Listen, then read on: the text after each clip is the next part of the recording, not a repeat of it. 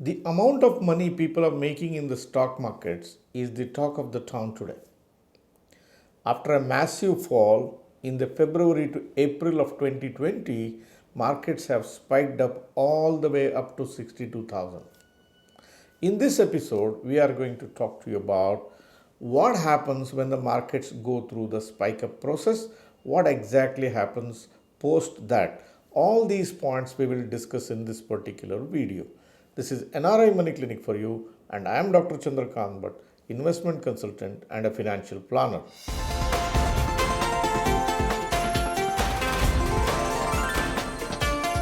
NRI Money Clinic. No hype, just the right advice. The world markets, particularly the US markets, had a massive bull run during the last 10 years. It was going uncontrolled, it was still on its way up. When bull markets prolong for such a long period of time, they just need a reason to come down. The pandemic of coronavirus gave just that reason, and markets corrected deeply in the months of February, March, April of 2020. It is the right reason for the markets to correct. But what happened after that? After that, the markets went through a spike up process. The Indian Sensex from 40,000 had corrected to levels of about 28,000. But from 28,000, it spiked all the way up to 62,000 on the Sensex. If markets have corrected for a reason, what makes it spike up all over again? A spike up will not happen on its own. A spike up has a reason. It has a cause behind it. It has a stimulus behind it. Unless there is something which is making this spike up in the market, it will not happen in vacuum without any reason. Now, in this case, the spike up happened because of the central bank actions. Spike up can happen for various reasons. It can happen because of a new hope, because of a new government coming into picture. It could happen because of central bank actions. It can happen for various reasons. But particularly after this last correction of 2020, February, April, the spike up happened because of a massive central bank action. The central bank said, we are going to follow accommodative policies. The US central bank said they have brought down the interest absolutely to a zero level. But they also increased their balance sheet, they increased their quantitative easing, bond buying programs, because of which market was full of liquidity. When you maintain interest rates at 0% level and you flush the system with a lot of cash, obviously that cash will get into other assets which have a better prospects. In this case, where did the money go?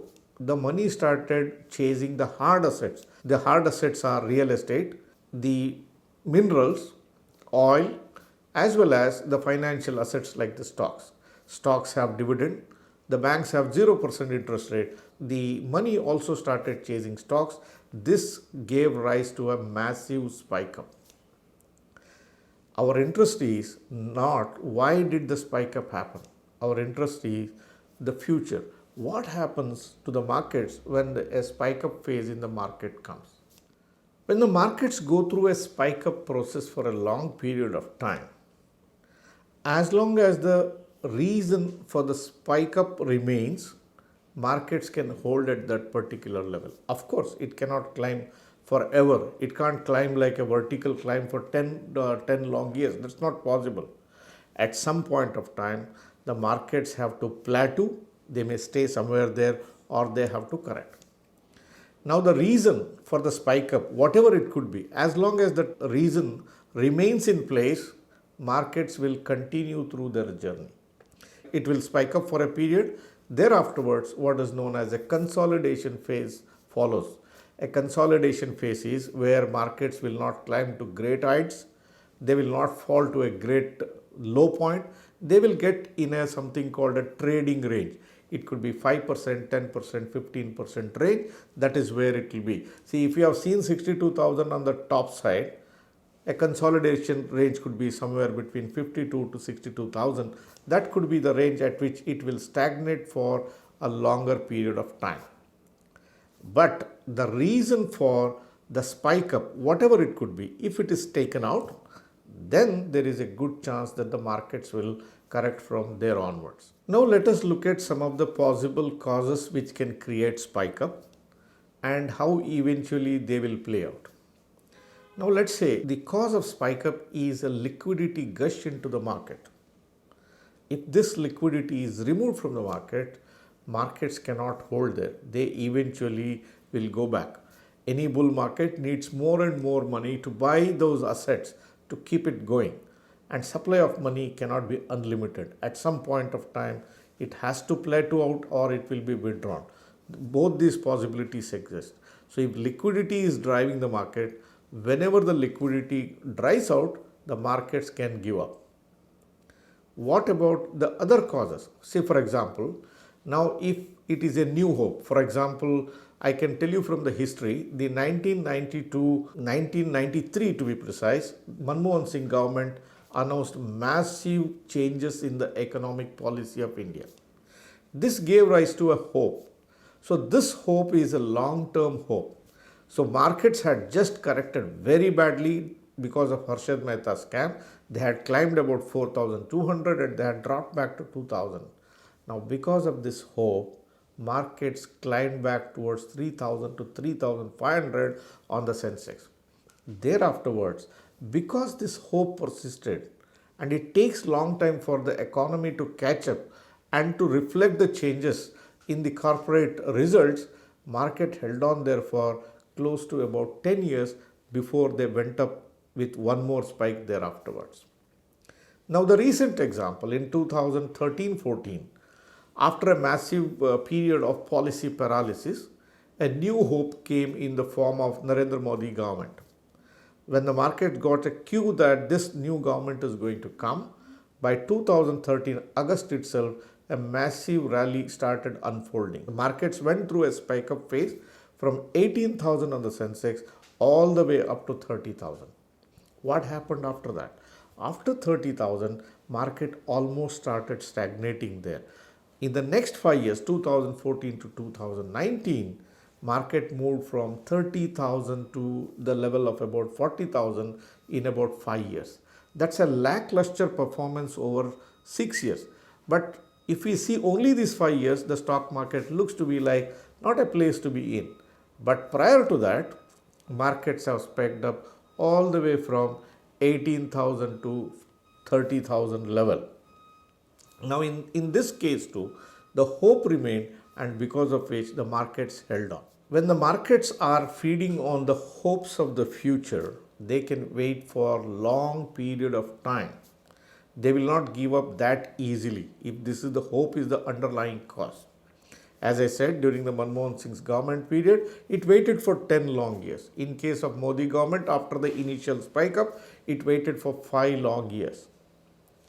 Now let us look at what could possibly happen in India from here onwards. Let's discuss the different possibilities that might happen.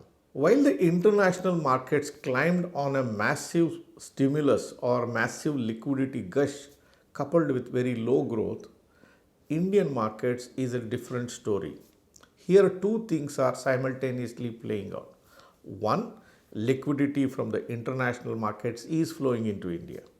A lot of liquidity from the domestic market is also flowing into India. Plus, the action of central bank in India, the Reserve Bank, is also very accommodative. This is also propelling the market.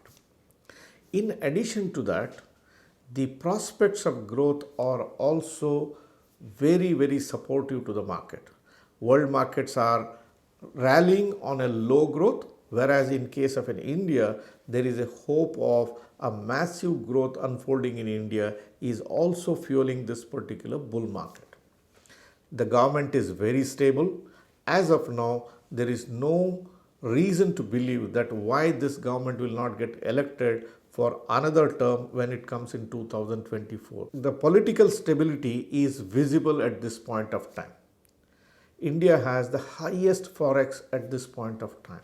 It has more forex than the money it owes to the rest of the world, which means to say the rupee may remain very stable. Government has very positive attitude towards the business. It has made lot of programs. In years ahead, it might result in a very good economic uptick in India. Programs like Make in India, programs like Startup India, Atmanirbhar Bharat, these are all extremely beneficial to the business, and the economic activity is bound to pick up because of these particular reasons. There is an enormous amount of money which is also moving into India by way of foreign direct investment and foreign portfolio investment. Both these accounts, India is receiving a lot of forex. So this is also propelling the market. For the economic activity to improve, two conditions are required. One, a lot of demand. India has so much of an unsaturated demand, as well as low interest regime. Where are we now in the interest regime? We are at the lowest point. The interest rates are very, very benign. This is very useful for the industrial activity as well as the construction activity and every economic activity to improve further on.